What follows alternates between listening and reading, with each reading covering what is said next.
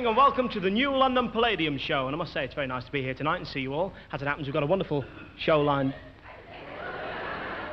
Bit of a tough audience. This is ridiculous, Jack. Dear, oh dear. It's like a scene from an old gangster film, isn't it? All we need now is for George Raft to step out of the car. Anyway, as I was saying, the thing is...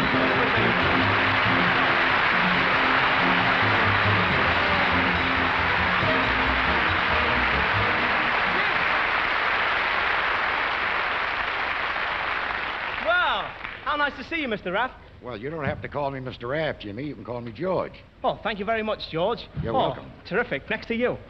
Great.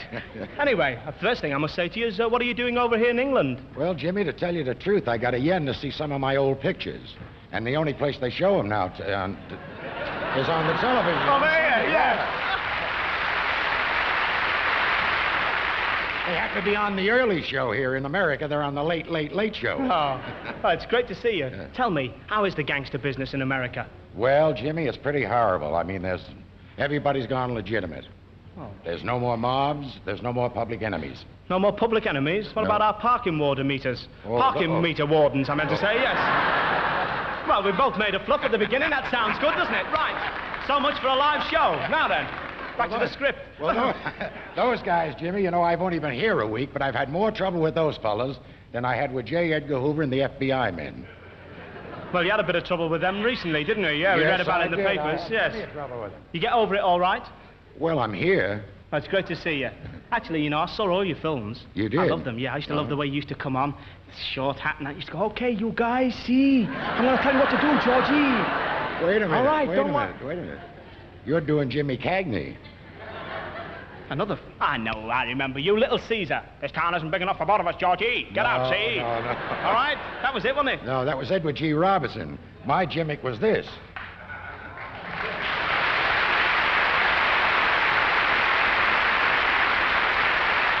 Of course. We all remember Scarface. Can I have a try at that? Yeah, I wish you would have a go. Say, you do it very well. I'm glad you weren't around in those days. How about that, eh? Now do it without looking. Sure. All right, George. Anyway, you know, you played some fantastic... You're not supposed to notice that. Right. Had a bad week. Listen, you played some... Jimmy, I wanted to ask you one question before. Yeah? Are there any rackets over here, like the number rackets? Oh, we've got that here. Yeah. My mother goes every night, the bingo. Yes. It's the same all the world over, isn't it? When you think of it, you appeared in lots and lots of films. Yes, I did. I appeared in 105 motion pictures. But in 105 motion pictures, I died in 85 of them. Sounds like me on the clubs. I died on 85 clubs years ago, They're still demanding their money back, believe me. Now then. The only thing I can tell you where they're both living as dying as men I've ever known. That's about true. Yeah. Tell me, was there any film you didn't get killed in? Yes, I made a picture with Wallace Berry about 30 years ago called The Bowery. And at the finish of that, if I can remember, I marched off to war. That was at the end. That's the end. If it had run another reel, he'd have been killed in action, I bet. I finally became a straight man for a comedian. Well, it's great to see you. Well, it's nice to see you. Hey? Say, you don't mind if I take my coat off, do you? Don't go for it, George. Jimmy. I saw this happen in Scarface and you killed the bloke. Now, don't go for it. Really? I'm not going to do anything. What do you got behind there?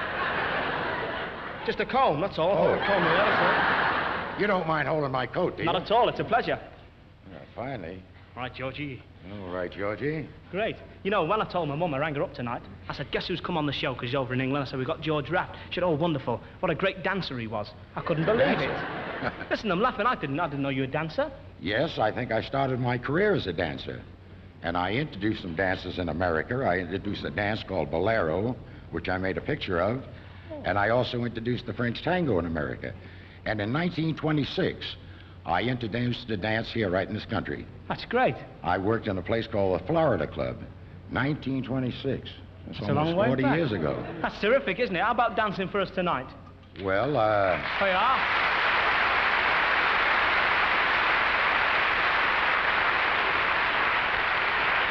Well, look, you'd like to see me dance. I mean, you take a chance. I'll try. Sure, they'd All right love with it. you? And the viewers at home. We'd all like to see it. Well, I'll be very happy to. But, Jimmy, I used to do this dance very fast. Sure. I want you to see how I slowed down. Great. Give me an introduction. Thank you. Thank you.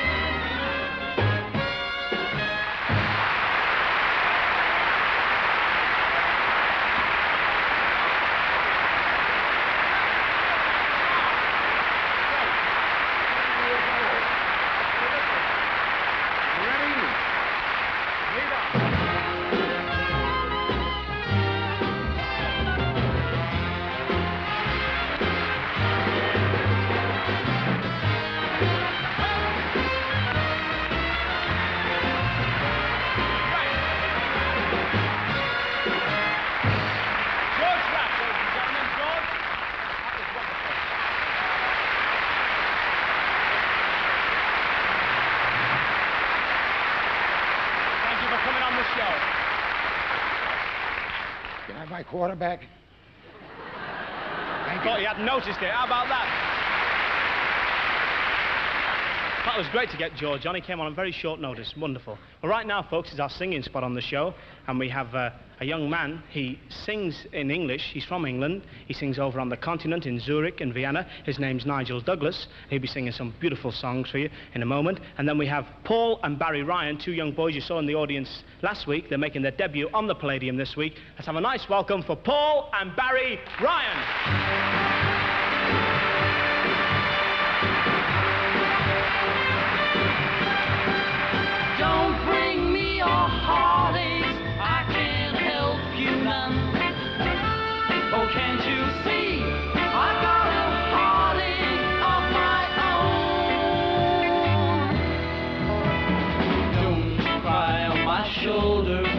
It's not for crying on.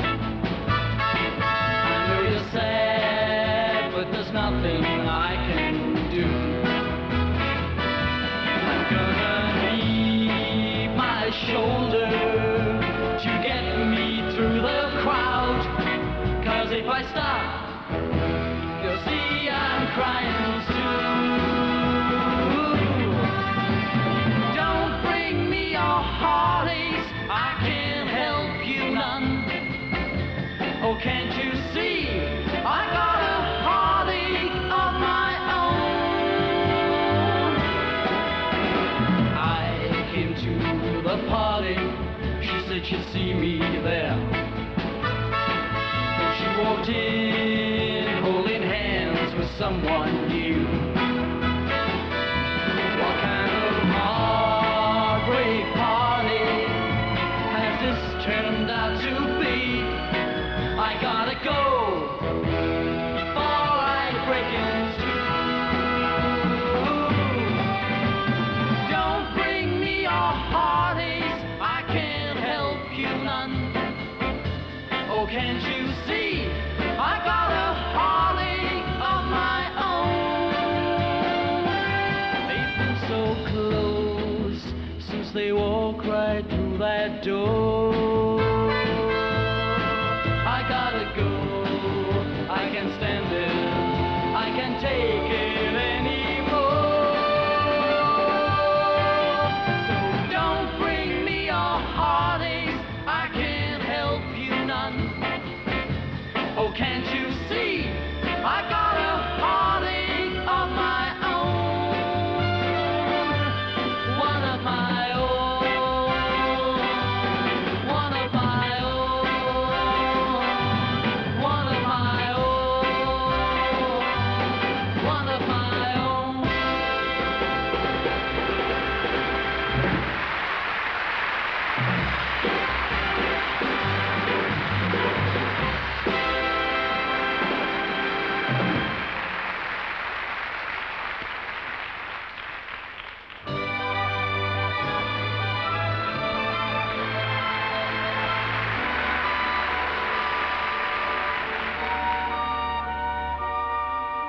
My heart sees her yet, my heart can't forget Vienna, dear city of song, the land of delight.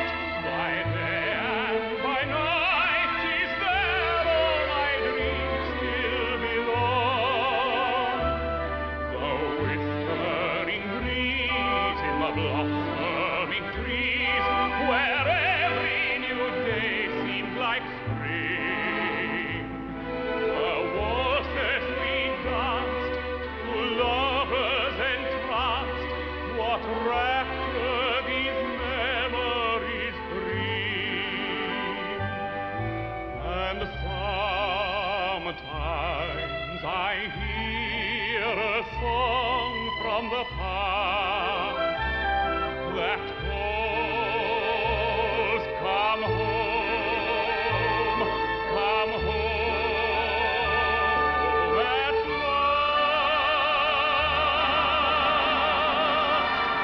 Call me Vienna mine, call me again with your song divine.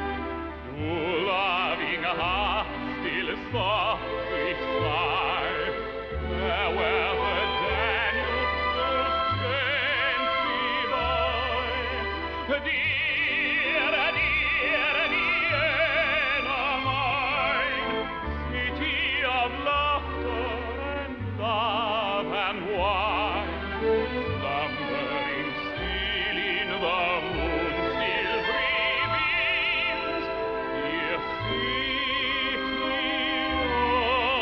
of my dreams.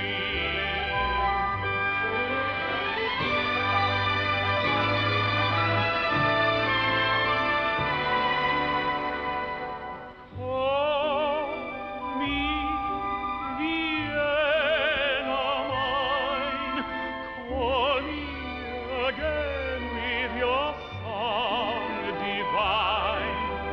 Oh, loving heart, still softly sigh. There where the Danube flows gently by.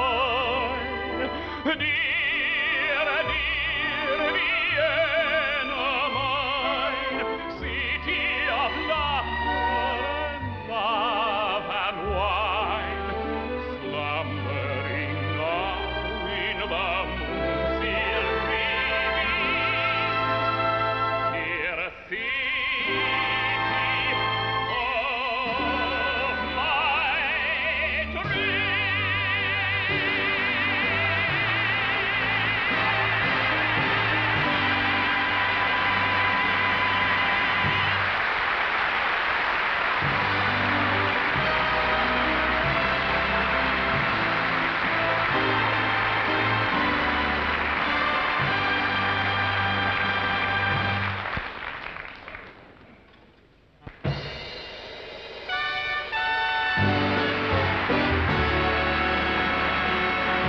Thank you.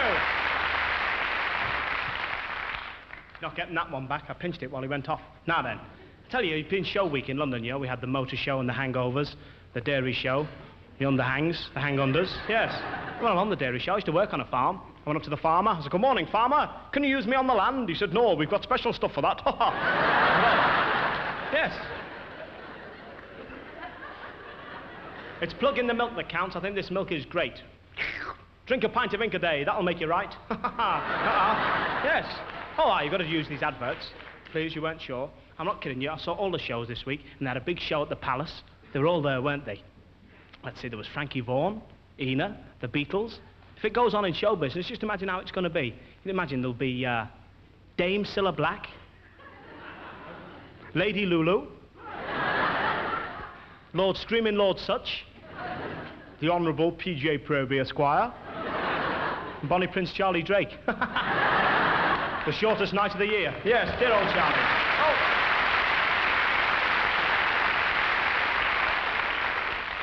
Well, talking of honours, this fella deserves honours the way he's been tricking us all day. The very charming, terrific conjurer, comedian, David Nixon.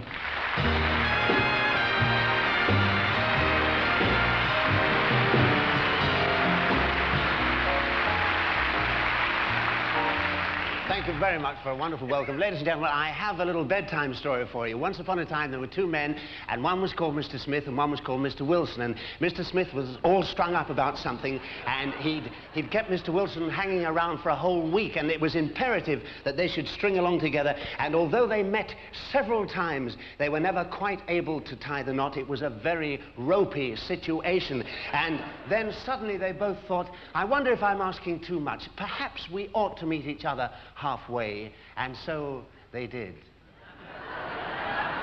And they lived happily ever after.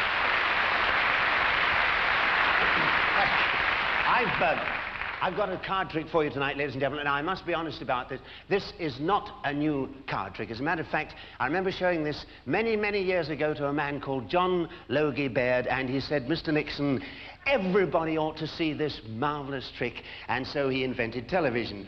Now, I need a little help with this, and just to save time, I don't want to waste seconds really on a live show. I asked one of the chief attendant to pick out somebody with a kind face somewhere near the front, and he has, and he's showing him up onto the stage, but he didn't know until this moment that he was coming up on the stage. May we make him welcome, because he may be nervous.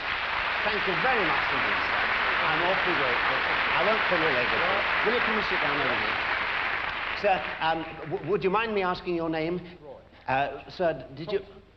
Roy. Roy. Mr. Thompson, Roy, may I say Roy? Now, Roy, word of honour, you didn't know we were going to meet, did you? I didn't know. You've no idea what's going to happen? I haven't. Well, join the club. No, thank you all the same. Now you are on the stage of the London Palladium. You are over 13, aren't you? I think so. Yes. Not that I'm superstitious, but they're a bit funny here. You know, you have to be 13. Sir, do you play cards? I do. Would you shuffle the cards for me, please? Will you give them... Have a look at them first, if you like. May I ask what you do for a living? Do you mind me asking? I'd rather keep that a secret. You'd rather keep it a secret? Fair enough, so would I. But that's one of the things about my business. You do shuffle, yes. I can see you do. Not too much, I've got a living to make. Thank you very much, sir. The cards are thoroughly shuffled. Now, do you play cards very much, sir, or just a little? Frequently. But you know the cards pretty well. Yes. May I ask you a great favour, sir? Would you take one of these out and look at it? But don't let me see what it is for the moment. You can have any one you like. You looked at the cards, did you? And the cards were all different. You saw that. Now, would you just hold the card up for about 5 seconds to the audience? Don't say what it is. Whatever you do, it makes it too easy for me. Hold it up to the audience. Let them see what it is, and then put it down again. And I have a packet of envelopes here, Mr. Thompson. These are perfectly ordinary envelopes. As a matter of fact, I got them in a shop just down the road here yesterday. There's a very nice girl in the shop, you may know it. I walked up to the counter and I said to this girl, excuse me, do you keep stationery? And I can't tell you what she said. But it was very embarrassing. Would you take one of these envelopes out for me? You can have any one you like, sir. And will you look inside, make sure that it's perfectly empty. It really is empty, but check that if you will, and then put your card into the envelope. Now, I think that's fair. Mr. Thompson is putting his own card into his own envelope. And would you mind sticking the flap down? Oh, he's done it. I'm very... I don't like to taste myself. No, these are second-hand. I'm sorry about that. And just to make sure, have you got a... Would you sign your initials over the flap? I have... Have you got one? No, I haven't got one. Well, I have one here. Oops. I nearly gave you my radio mic. No, they're very uncomfortable. I have a little wireless set here. I'm not really putting it on all that much, you know. It's this little transmitter. I can't tell you where the aerial goes, but it's cold. No, you'd think they'd warm it for you, wouldn't you? Will you sign your initials over the flap, sir? Just across the flap. That's lovely. Now, that is your real initial, sir? Yes. I can't read it, sir. RT. Oh, it's upside down, sorry. That's better. You know, if you take this to a chemist, he'll make it up for you. Can I... No, you're being very patient, Mr. Thompson. Can I ask you one more favour? Will you sit on the envelope, put it on the chair, and sit on it? It doesn't matter which way up, whichever's more comfortable. Now, may I, as a slight token of my appreciation, may I offer you a cigarette? I know you smoke because I looked through the curtain at the start of the show and I saw you doing it. There is a... I'll give you a light, sir, but there is a catch in this. Do you think I could have one of yours? Could you spare me a Oh, that's a bit of luck. I was hoping you'd have some on you. Thank you so much. Now, you can spare this, can you? You sure it's... Thank you. Don't show the packet too much. You'll have me in trouble. Now, this... Oh, these are Turkish, aren't they? Are they Turkish? No, not Turkish. Oh, you've been sitting on them. Oh, well... Help yourself to the matches. Now, sir, the matches are 4pence a box, so don't go mad, will you? And it's the rough edge. May I? Whoops, that's how I lost it. Now, you're all right. Oh, I'll take it. That's fine. Finished with this?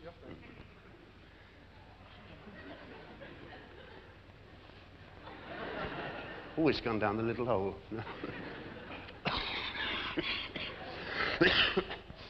All right. Did you roll this one in bed, Mr. Thompson? It's very rude of me. Don't think I'm criticizing your cigarettes, but this one you've given me seems a bit loosely packed. There's nothing in my hands, you can see. I'm going to take your cigarette, sir, and tear it down the paper like this, and pull the paper off the cigarette like this. There's something inside here. It looks almost like a card, a playing card. It is the 4 of diamonds. Was this the card you chose from the pack? Well, I expect you've guessed that the 4 of...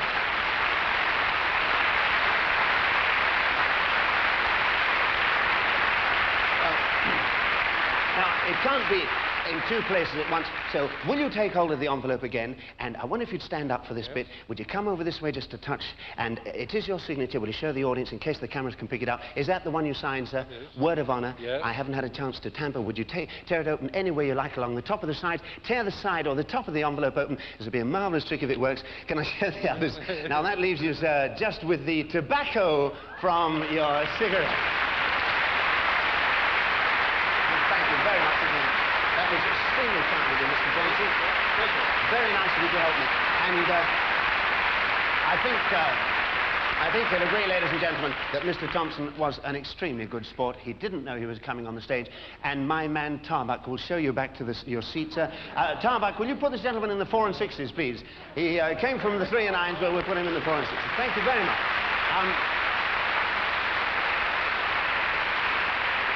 Thank you very much, Mr. Thompson. Hello, Jimmy. Hey, nice to see you, David. And you, and thank you very much for helping me like that. You do it very well, don't you? Oh, well, it's a living, you know, I think. I know how it's done, you know. Ah, you don't. Trick cards. No, it isn't. No, Yes. no, I deny this. I never use trick cards. No, it's not true. Trick cards, I've tumbled. Trick No, cards. it isn't, Jimmy, it isn't. It's what they call sleight of hand. Sleight of hand. Yes, Listen, you couldn't do it with my cards. I do it with anybody's cards. No, you couldn't. I can do it with anybody's cards, Jimmy. Well, hang on, I've got my man on the side. I'll get him to bring the cards on. Charles? All right, if you insist. Oh, Thank you, Charles. is that your man? Yes. How long's he been with you? It's a fella. Oh, is it really? Oh, been here a long time. Jimmy! Not that long. Now then. No, seriously, you want me to do a trick with these? Yes. Well, look, there are 3 cards. What can I do? I'll tell you what, we'll do Find the Lady, but we'll do it with the ace. We'll call it Chase the Ace, and you have to see where the ace goes. Okay. Now, there's an ace, and a 3, and a 2. Now, look, I'll put them on the chair, the 2 first, and then the 3, Yes. and on top of that goes the ace. Now, just to make sure you're paying attention, that's the one you've got to watch, and where is it now, Jimmy? That's the ace, that one there. One at the end? That's it, No, yeah. the ace is in the middle, Jimmy. Now, watch a little more carefully. Now, you have to watch very, very carefully. Look, I tell you what. The 3, the ace, and the 2. I'll put the 3 on the table here. There's on the table the there. 3 on the table. The ace over here on the chair, right? And I'll hold the 2. Now, which is the ace? Ace is on the chair. No, that's the 3, and the ace is over here. Look, let's try it again. You're beginning to catch on. Now, ace, 3, 2, right? Jimmy, I'll turn them round very slowly. I'm going to hold the ace and turn them slowly. Now, nothing's changed. I'm holding it as a marker there. all the time. There's the ace. You see, now, if I take the ace away like this, I'm going to put it on the table. So say to yourself, ace on the table, 3 on the chair. Ace on the table. Ace on the table, 3 on the chair. Now, there's the ace. See, ace on the table, 3 on the chair. All right? Now, there's the ace and the 3 on the chair. Turn it in. What? I blimped, I saw. What? Yeah, it's one of them, quick. What do you mean? You've switched it, it's over there. No, I told you. Look, the 3 on the chair and the ace on the table. Jimmy, now, you're really beginning to get the message now, Jimmy, Not if I may half. say so. Yes. So I'll let you take it out yourself this time. Right. Now, right. Now, there's the ace. There's the ace. You take the ace out and hold it. Hold it face down like that. You've got the ace. Just have another look. Make sure. See? Yes, there it is. Grab it. Look. And I'll take the 3 like that. And I'll put the 2 over there. Now, what have I got? The 3. What have you got? The ace. I've got the ace. How'd you do it? Oh! Easy. David Nixon.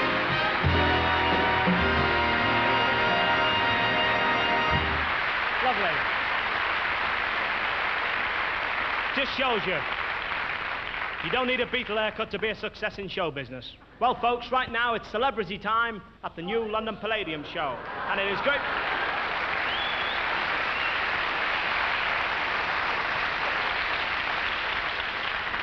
Stop the show while I bring you all the mysteries of the Orient, sir. Braces, oh, direct from mysterious vellum. Eric Braces, oh, I will show you a trick, sir, removing the braces to the seams of your underpants without touching your vest. Such has never been performed except before royalty. On it. Steady now. I've had the operation, I'm going to tell you that. 1, 2, 3! There, a triumph of my...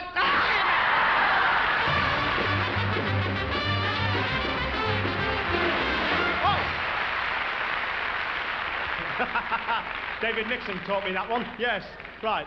But it really is celebrity time in the audience, and the first personality I'm going to introduce is a personal friend of mine, a great big pal of mine from home in Liverpool. He's only here for a short while before he goes to Tokyo to fight for the bantamweight That's right, title of the world. I've got it right, haven't I, Alan? There he is. He's a great boxer, a great lad. Alan Rudkin, all the best over there.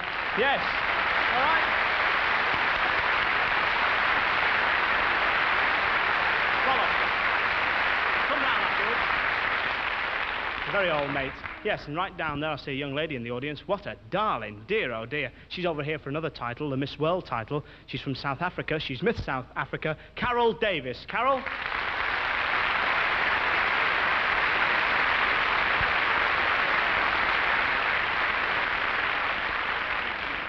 We sent Harold Wilson and got her in return. That's not a bad swap, is it?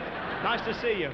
Over there, I see an old pal of mine. Great to see you in the audience. He used to work here, knocking on the doors, telling people, you know, what time they were on. Then he came back. He topped the bill here on many occasions. He's just opening in a new show in London called How Now, Brown Cow. Our very own Dickie Valentine. Dickie.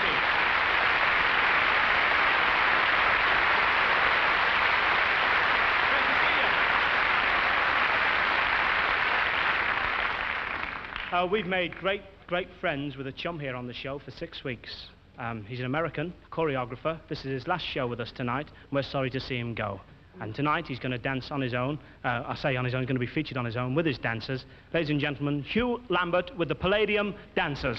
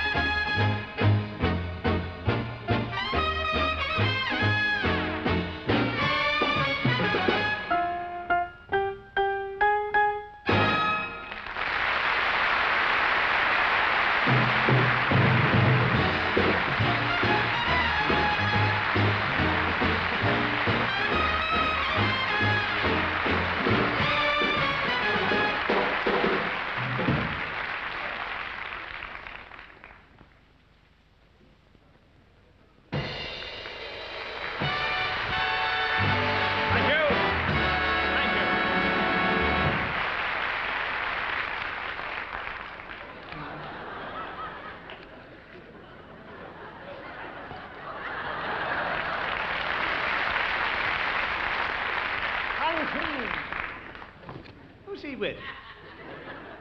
Well, right now, folks, it's a great pleasure to introduce my favourite pianist, your favourite pianist, the man with the dazzling smile, Russ Conway! Whoa!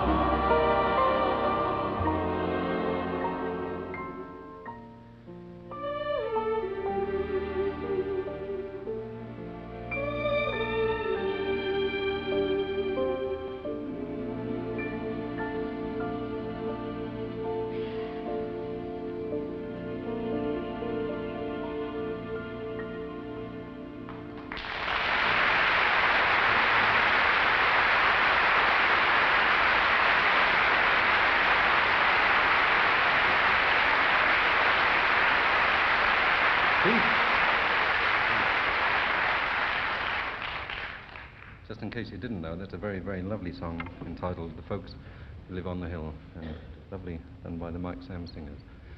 And not forgetting, of course, Mr. Farno. The last time I did Sunday night at the Palladium, I played a tune called Little Leprechaun, which was written by Les Reed in 6/4, 5/4, 3/4 and 2/4, and none of us actually ever made out what for. I'd like tonight to take one that was written by Michael Carr, and I've recorded it. I blatantly take this opportunity of saying it's my latest recording called The Beggars of Rome.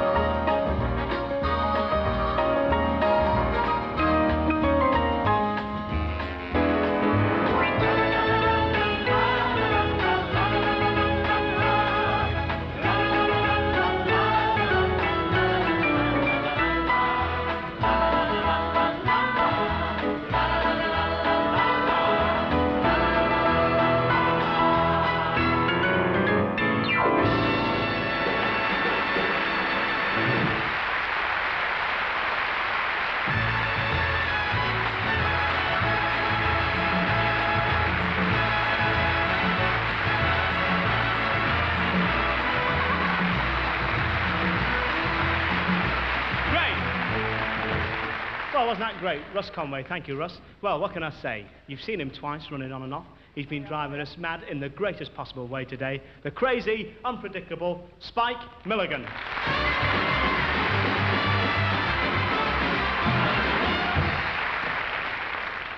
It's not good enough. Do it again.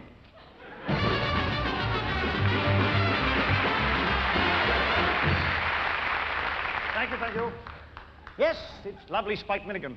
A smile, a song, and a pair of reconditioned teeth. Now, I suppose you're all... Simmer down. I suppose you're all wondering why I've asked you here tonight. Well, I tell you, dearly beloved brethren, we are gathered here this evening in the sight of Val Parnell and his creditors to make money. Well, tonight is not the 104th anniversary of the death of Chopin. So, to celebrate that occasion, I was going to play one of Chopin's etudes, and then I thought, why should I? He never plays any of mine. Anybody do it? Instead, a little poem that I wrote. A little poem by Spike Milligan. There was a young man called Wyatt whose voice was remarkably quiet. And then one day, it faded away.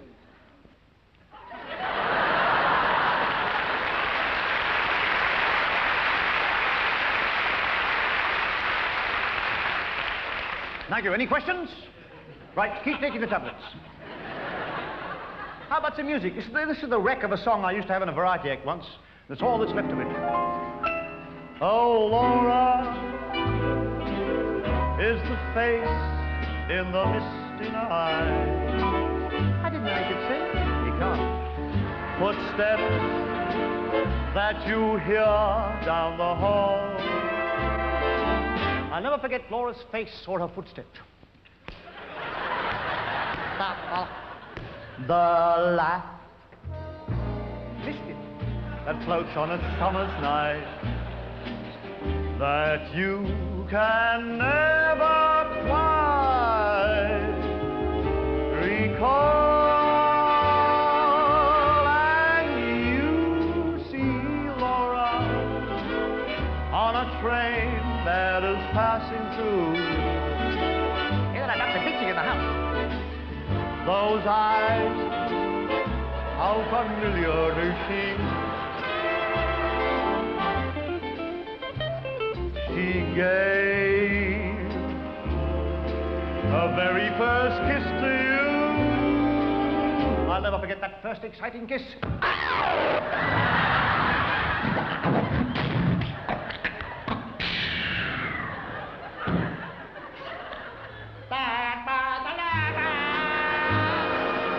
But she's only a dream.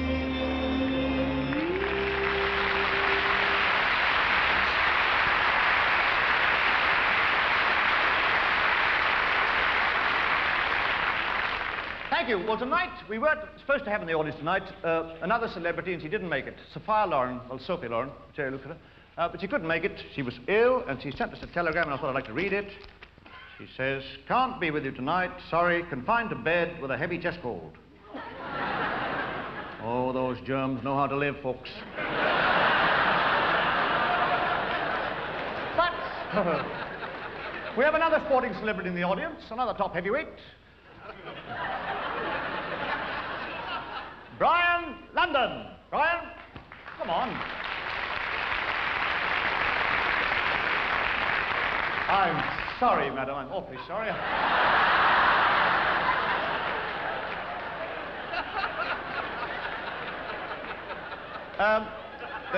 You've got the sort of face that grows on you, you know. If it grew on me, I'd chop it off.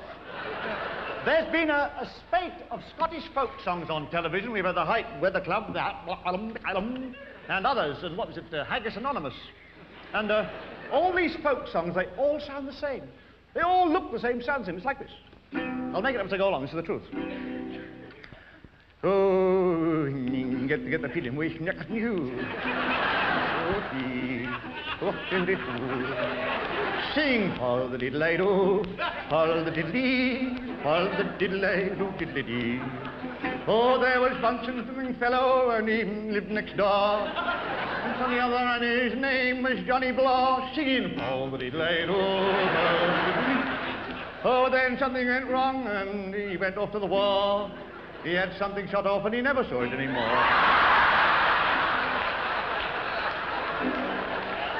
Then they steady down, folks, steady down. Then the sad bit, they go, oh, and they laid him on the heather, and how that poor lad bled. They asked him what his last wish was, and this is what he said. How the diddle-ay-do, how diddle-dee, how-da-da-da-da-da-da-da-dee. Keep the Pope off the moon. Now then.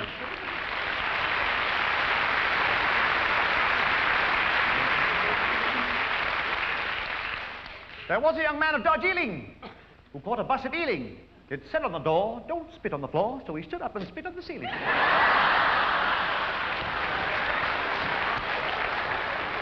And now, while I'm completely out of my mind, I'm going to do the impossible. I'm going to do a condensed version of the violin solo by Rimsky-Korsakov called The Bum of the Flytleby. I'll say that again. The Bum of the Flytleby.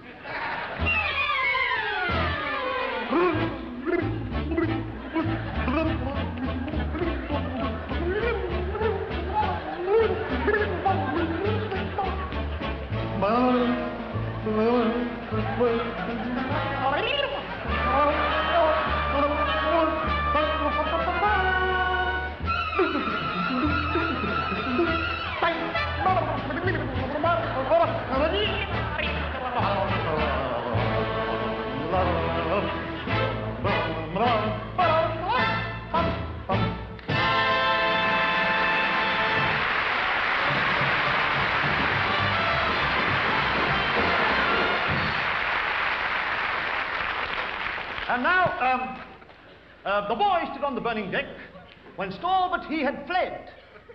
Twit! Jack Parnell is a little twit. Have a mass twit saying, shall we? For the first time on the Palladium, after me. He is a twit. Come on. He is a twit. And again. He is the twit. There, a majority.